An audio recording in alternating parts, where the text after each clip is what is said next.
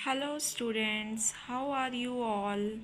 हमने अपनी last video के अंदर lesson number 3 micro economy consumer equilibrium start किया था, जिसमें हमने लास्ट वीडियो में relationship between total utility and marginal utility तक का टॉपिक क्लियर किया था।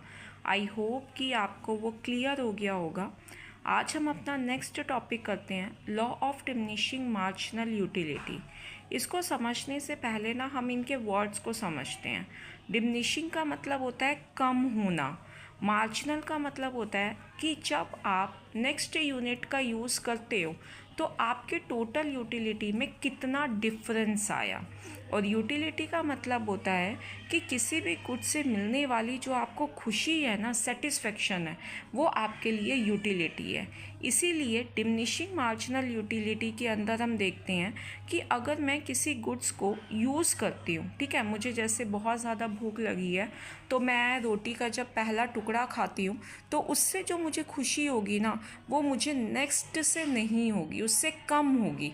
ठीक है, क्यों? क्योंकि धीरे धीरे जो मेरी भूख है ना, वो शांत होती जाएगी और उसकी इम्पोर्टेंस मेरे लिए कम होती जाएगी। It means law of diminishing marginal utility का मतलब है कि जब आप किसी भी चीज़ का कंटिन्यूस यूज़ करते हैं तो नेक्स्ट यूनिट से मिलने वाली जो आपको सेटिस्फेक्शन होती है ना, वो कम होती जाती है। इसीलिए इसे फंडामेंटल लॉ ऑफ सेटिस्फैक्शन और फंडामेंटल साइकोलॉजिकल लॉ भी कहा जाता है। नेक्स्ट टॉपिक करते हैं, why the law operates. Psychologically ये माना जाता है कि जैसे जैसे आप एक सेम गुड्स का कंटिन्यूसली यूज़ करते रहते हैं ना, तो उसकी यूटिलिटी आपके लिए कम होती जाती है। ठीक है, इसीलिए ये जो law of diminishing marginal utility का जो लॉ है ना, ये अप्लाई हो जाता है।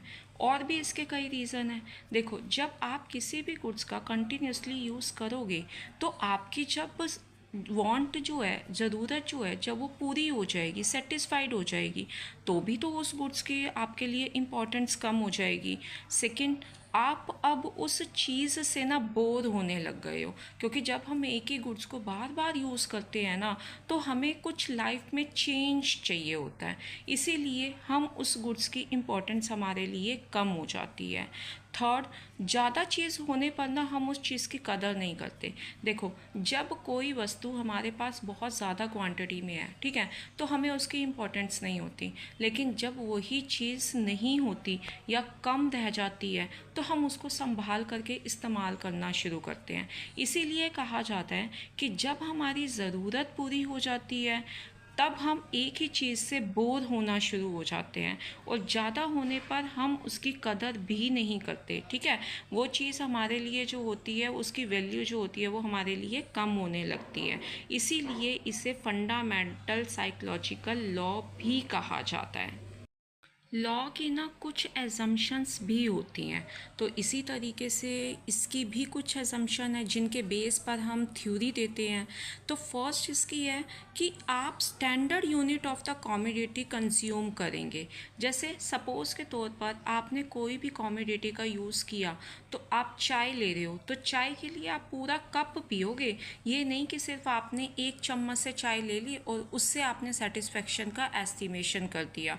तो जो भी गुड्स हम यूज़ करेंगे वो स्टैंडर्ड यूनिट में करेंगे, मतलब बिल्कुल थोड़ी थोड़ी नहीं करेंगे, क्योंकि थोड़ी थोड़ी चीज़ तो हम टेस्ट के तौर पे ले लेते हैं, बट वैसे वो हमें सेटिस्फेक्शन नहीं देती।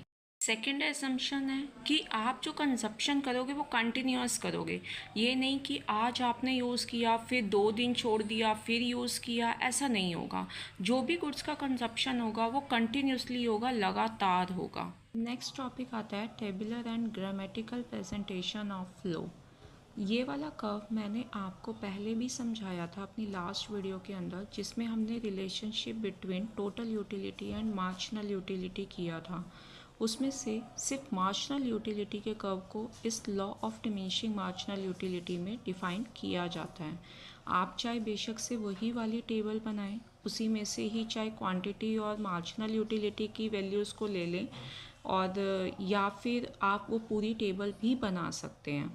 इसके अंदर मार्जिनल यूटिलिटी में हमने पहले भी पढ़ा था कि मार्जिनल यूटिलिटी जो होती है स्टार्टिंग में जैसे जैसे हम ज़्यादा गुड्स का यूज़ करते जाते हैं हमारी मार्जिनल यूटिलिटी रिड्यूस होती जाती है।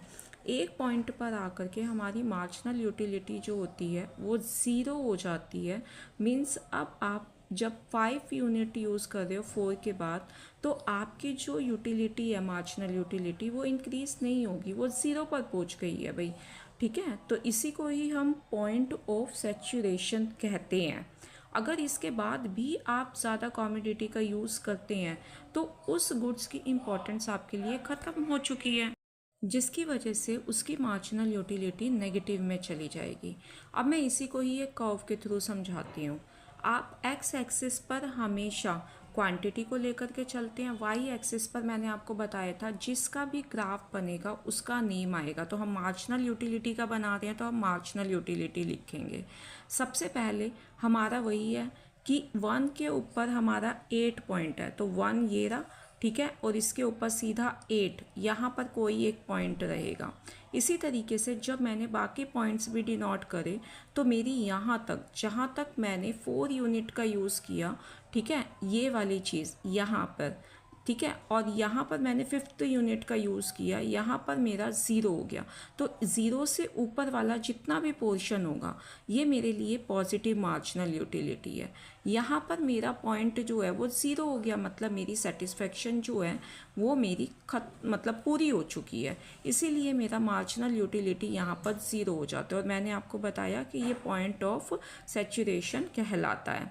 इसके बाद अगर मैं ज़्यादा यूज़ करती हूँ तो मेरी जो मार्जिनल यूटिलिटी होगी वो नेगेटिव में चली जाएगी। ये थी आपकी 3 stages of marginal utility. I hope कि आपको अभी तक का जो हमने टॉपिक किया है वो क्लियर हो गया होगा।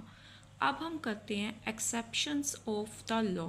मीन्स ये जो लॉ हमने बोला कि जैसे जैसे हम कमोडिटी का कंटिन्यूसली सेम गुड्स का यूज़ करते रहते हैं तो उसकी मार्जिनल यूटिलिटी जो होती है वो कम होती जाती है। बट कई केस ऐसे भी होते हैं जिन पर ये लॉ अप्लाई ही नहीं होता। जैसे फर्स्ट वो कहता है consumption of alcohol in case of a drunked. अगर किसी शराबी को शराब पीना बहुत अच्छा लगता है, ठीक है, तो वो उसका आदी हो चुका है, तो उस समय के अंदर वो चाहे जितनी मर्जी अल्कोहल का यूज़ कर ले उसको सेटिस्फेक्शन रिड्यूस होगी ही नहीं, बल्कि पीने से उसको और ज़्यादा पीने की मतलब लालच आएगा और वो उसको उसकी यूटिलिटी उसके लिए कम होने की बजाय मतलब और ज़्यादा उसकी तरफ इफेक्ट होगा।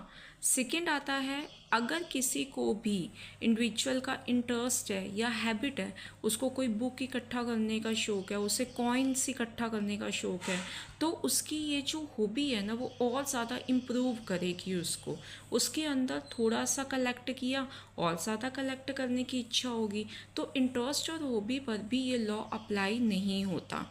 थर्ड आता है बेटा, अगर मान लो कोई कंजूस है, ठीक है, उसको पैसा इकट्ठा करने में कितना मज़ा होगा, मतलब उसके पास थोड़ा पैसा होगा फिर और आएगा फिर और आएगा, तो वो अपने कंजूसपन की वजह से उस पैसे को और ज़्यादा इकट्ठा करना शुरू करेगा। मतलब मनी की यूटिलिटी उसके लिए कम होने की बजाय और ज़्यादा बढ़ेगी। तो ये 3 केसेस हैं जिनके ऊपर law of diminishing marginal utility जो है वो अप्लाई नहीं होता। आई होप कि आपको ये चीज़ समझ आ गई है।